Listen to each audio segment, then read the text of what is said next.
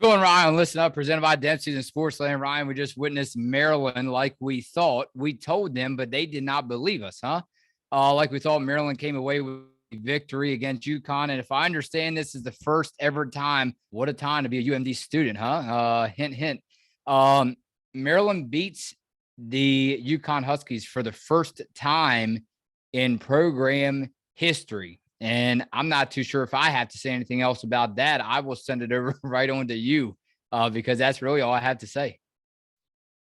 Yeah, and well, Dorka Yuha has remained out for today's game, so obviously she was really missed for today's game, I think, for UConn. But Nika Mule also remained out, so just those two players being out, we kind of knew what to expect today from UConn.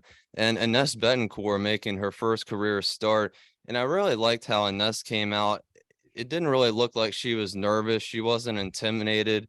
And she came out, got a couple baskets, and she made a good decisions as well. But Aaliyah Edwards played very well, I thought, in the first quarter. She had a career high 25 points. Really good game from her. And Maryland couldn't guard her in the paint. She had 10 points in the first quarter, a couple offensive rebounds, but still way too many turnovers for UConn. And they played good defense, but when you turn the ball over and put your defense in bad positions, allowing Maryland to get out in transition, but UConn had a 4-point lead somehow in the first quarter and took that into the second. But really early, and this was really important, Lou committed her third foul really early in the second quarter, which meant Ayanna Patterson had to come into the game. And essentially what that caused was without Lou on the floor, when UConn already is without Nika, they're already without Dorka, and obviously without AZ, you lose another shooter, you lose another ball handler without Lou Lopez Seneschal on the floor. But Maryland made some good adjustments on defense, didn't really allow UConn get the ball into the paint in the second quarter. And UConn was still turning it over on offense, and Maryland couldn't really miss from three either. I don't know how many threes they didn't make in that quarter and really all game, but UConn was sticking with the Terps. Both teams were dominating the offensive glass, getting a lot of second chance opportunities, and Maryland had a 43-36 lead at halftime. And UConn, they actually went on a 10-0 run in the third quarter, cut Maryland's lead down just to 2 points, and it was mainly due to their defense. Gino finally put Amari in. I'm sure a lot of people were excited about that and clapping I at know home I to was, see. yeah. Third quarter, I To think it came see in the third. What was that, third or fourth quarter?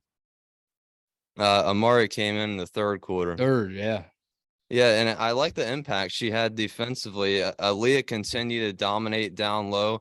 Aubrey Griffin played great as well. Ayanna and Caroline, I thought they played good in that quarter. And I liked how aggressive UConn was, getting Maryland into a little bit of a foul trouble. And even better, UConn getting free throws, and essentially that means free points. And they made most of their free throw shots today. But back and forth fourth quarter, and UConn in the end wasn't able to pull it out. But three main reasons for me why UConn lost this game. The turnovers was one. They had 21 total turnovers, and Maryland's 3-point shooting, they really couldn't miss the whole entire game. So hats off to Maryland. They played really well, but UConn really limited Diamond Johnson. But everybody from Maryland stepped up and had a great Diamond offensive Miller. performance. Diamond Yeah, Miller. yeah, Diamond Miller struggled today from the floor, but everybody around her, all her teammates shot well and played good defense for the most part as well. And a lack of a ball handler for UConn really obviously hurt them today. Yeah, again, 85-78 final Terps over Huskies at the Xfinity Center, College Park, Maryland. I watched Brenda Freese post game conference. It was actually just post game interview rather on the court. So she didn't spend too long with the media right there. They usually never do, but you could tell she was very excited, very happy to get that first win ever against UConn. You know, I understand UConn is missing some key pieces. I get it. But man, I don't need, because we all know on this podcast, man, we all know Phil as being negative all the time, man. If Paige Beckers is not on the floor, Phil is not going with UConn. That's not the case, man. That's not always the case. But what I'm trying to tell you is, Ryan, even if they had AZ Fudd today, and I'm high on AZ Fudd, I'm not too sure that they still would have won this game. I mean, that was big with Maryland scoring 85 against this UConn team. Not saying AZ Fudd can't play defense, but that it's just, I don't know, with Abby Meyers scoring her 20, and then you had out of all leading scorers, it was Aaliyah Edwards with 25, but they still lost the game. I mean, everyone saw at least a couple minutes, I guess, in this ball game. And when I counted on the scorecard, they was talking about how short-staffed as far as the roster, the players, the Connecticut Huskies are, Ryan. If you look at the Maryland Terps, Ryan, it's even. It was 7 players that stepped in for the Terps, 7 players for the Huskies. Now, again, you can argue if you're a UConn fan, well, Phil, they didn't have a lot of key pieces. The Huskies did on their team, but you can go back, Ryan, and make the argument they want to always, and they meaning UConn, and I'm not targeting them in any way, but they always want to say Connecticut is the leading program for getting the top recruits out of high school. So what way, I want to ask you, what way are you leaning? Because yeah, you can say Paige Beckers, such as Paige Beckers, Dorka Juhas, the list goes on. AZ Fudd was not playing, but again, man, this program is known for getting their top-notch recruits out of high school. So to be honest with you, man, I'm not so sure what the future is as far as just this season for these Huskies. Yeah, and the fact that you can pretty much make a starting lineup out of UConn's bench, which is Paige Beckers, AZ Fudd, Nika Mule, Dorka Juhas, and Ice Brady, really just speaks to how deep this UConn team is. So that speaks for itself. But yeah, Maryland also had 3 players out, and I believe they've been out for a while. So Maryland's also has some injured players too. So but I kind of disagree with what you said about AZ Fudd, because I think if UConn had Nika Mule or AZ Fudd for this game, I really think they would have won, because UConn had a huge third quarter. Mainly because of their defense. But I think if UConn would have had a ball handler for this game and just somebody to make decisions, because that's what Nika Mule does so well. She really just commands the whole offense and obviously steps up on defense. But I think that just the main problem for UConn today is just that they didn't have anybody to take the ball up to the floor, make good passes, and make good decisions, and really just take command of the offense. So I think if they would have had Nika Mule today, I think they would have won this game, but that's not what happened. Obviously still suffering from injuries. So it kind of, I expected this game to be more of a blowout, I guess you could say, but UConn kept it close despite being without Nika and Dorka. And Maryland, I don't know if you took notice, Maryland looked really good from downtown. I know we like to call it from downtown, from the 3-point range. And you and I actually had a little taste of that going back to last season in March Madness when Florida Gulf Coast was here. We labeled that game the 3 game of the whole season. I mean, Florida Gulf Coast and Maryland could not miss from downtown.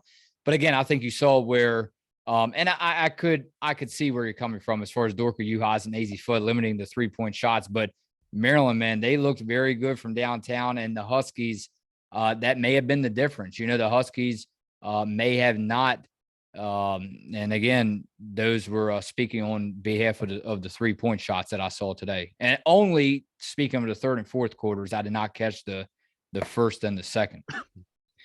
Yeah, and it was really surprising to me that Maryland just kept finding themselves kind of wide open out on the perimeter, because they were making them all game, and UConn just kept letting players get wide open from 3. So I think that was really frustrating. And when Gino and the players go back and watch some of this tape, I think that's going to be what frustrates them the most, is just essentially letting Maryland players get open and letting them get they obviously still have to make them, but when you leave players wide open with a Maryland team that has always been known to shoot the ball very, very well, it's not something that's going to work out in your favor. So, yeah, UConn, I think they played pretty decent besides that in terms of defense today.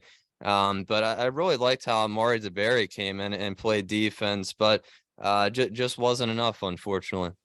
All right, time to get into a little bit of comments before we head out, Ryan. And this was from the UConn Huskies last check-in versus Maryland.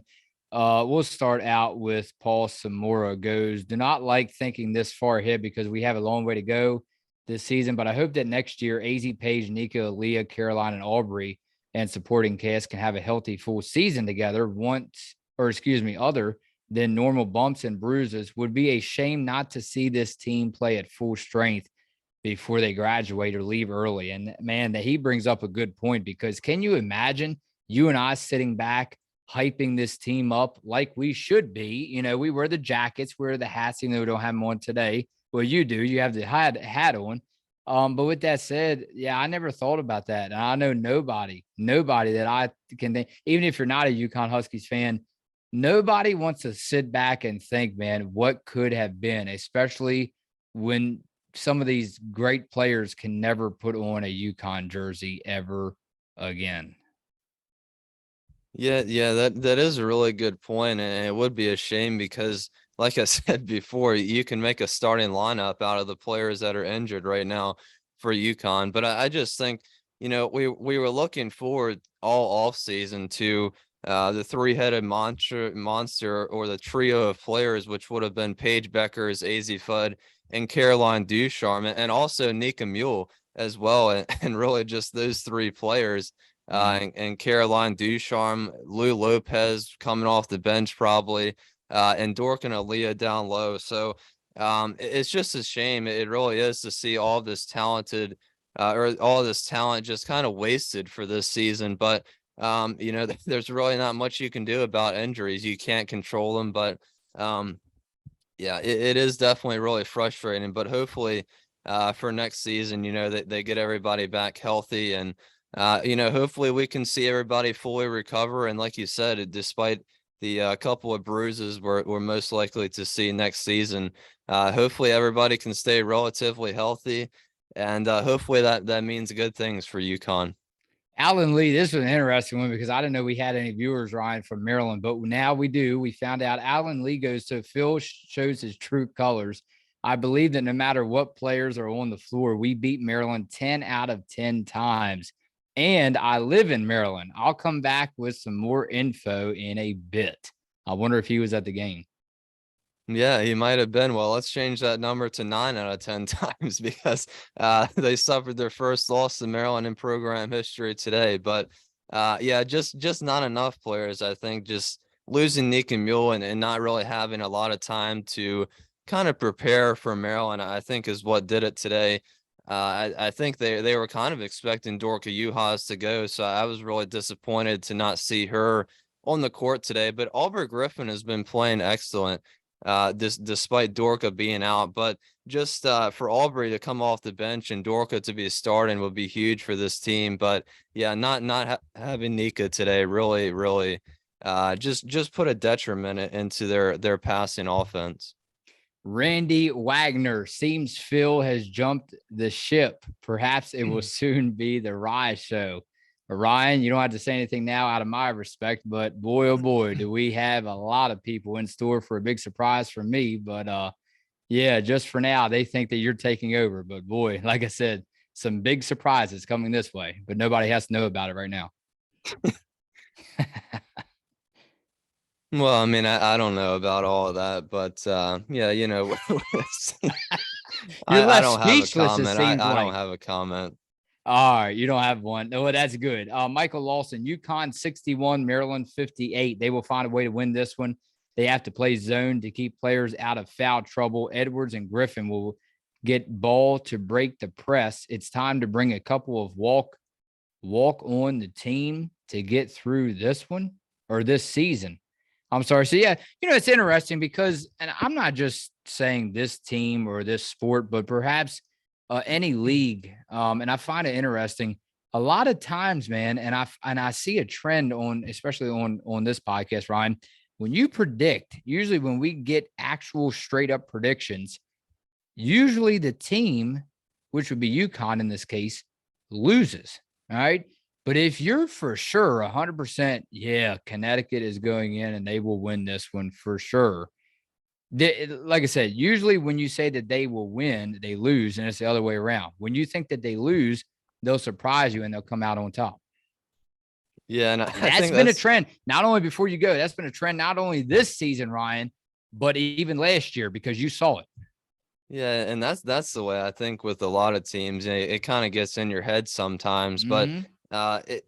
Lou did get in foul trouble today, which didn't really affect them too much. But like I said, it really takes a scoring threat because we all know how Lou's just come into this offense and been shooting the ball very well, making a difference for them while we've had all these injuries. So not having her on the floor as much as Gino would have liked today, I think definitely hurt them as well. But Aaliyah was definitely a force down low, and she really made an impact today. And we need to see that performance from her really all season long because she's going to be, while Dorka's still out, and especially Nika and Azzy, Aaliyah and Dorka really down low. I think it's going to be a big season, I guess you could say, for UConn within these next couple of weeks. Listen to this one. Considering UConn lost today, keep that in the back of your mind, Ryan, even though it should be in the front of your mind.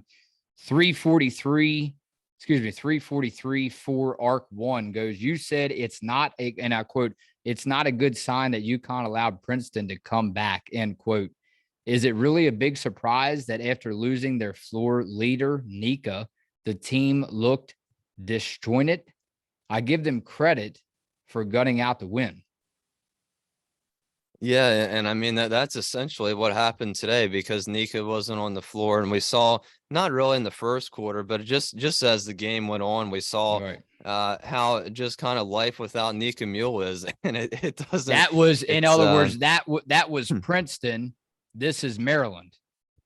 Yeah, and yeah, Mm-hmm. obviously Mm-hmm. there's a big difference in terms of Mm-hmm. the offense and defense for both of Thank you. those teams. So Thank you. Yep. Thank you. yeah, and Nika Mule is just her passing and making good decisions is really what they missed today, and just all those turnovers. I forget who commented that last time, but the 27 turnovers against Princeton, we were talking about how you can't do that against other teams. Obviously, having 20 plus today, really just shot UConn in the leg. How about time for one more? Marcia Clark goes, thanks, B and host. I agree. Most of the injuries have been accidental. I think people are just curious overall. I feel like the college basketball season is a bit like elite gymnastics. You want your athletes to be good, but you also want them to really peak at the right time, March or right before the Olympics for gymnasts. It's not easy, and I'm amazed at how coaches, trainers, nutritionists, athletes find the right formula.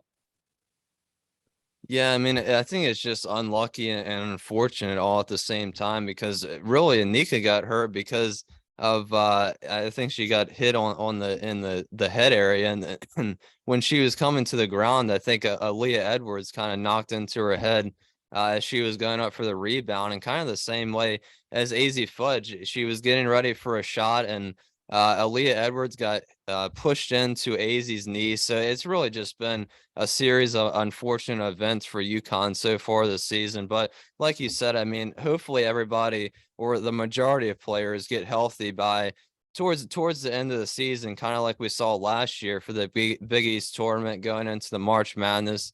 And hopefully UConn can find some type of momentum and really, I mean, possibly have another shot at the championship, but it's not looking too good right now.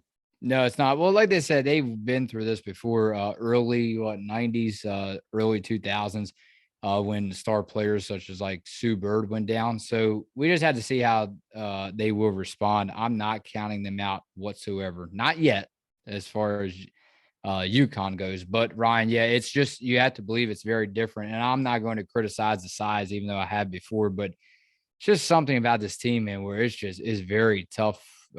Even if they get key players back. I mean, just imagine how much more Paige Beckers, AZ Fudd and company would have to step up, even more than they have before. I mean, that's how hard it is to win. And this is not even the WNBA, it's college basketball, Ryan. Yeah, and we expect these players for UConn to just kind of come in. Speaking of all the highly talented recruits and players they've been getting in the transfer portal, we just expect them to come in and really light the world on fire. And everybody's been playing very well, but it gets to a point where you have so many injuries and so many ball handlers, scorers, and just elite players all together just sitting on the bench, and it gets to a point where you really feel just kind of depleted and defeated all at the same time as a team. And I think right now that's kind of how UConn feels, is just Mhm. how are they just going to get over the hump with all these talented players just sitting on the bench? Next up, Ryan, I will see you for the last check-in, and I believe that is a date with Florida State. So it looks like that we have a bit of time off. Maybe you can get me to work this week by coming up with some topics to talk about some struggles that this team is going through. Try to get us on the right track here on this pod as far as discussions, and maybe we can get some more input from the subs. Ryan, I will see you later this week again for some more topics, and then I will see you probably Thursday or Friday for the last check in. Florida State, that's no easy task. They're looking really good on December 18th, 1 o'clock, Ryan, and I will see you next week.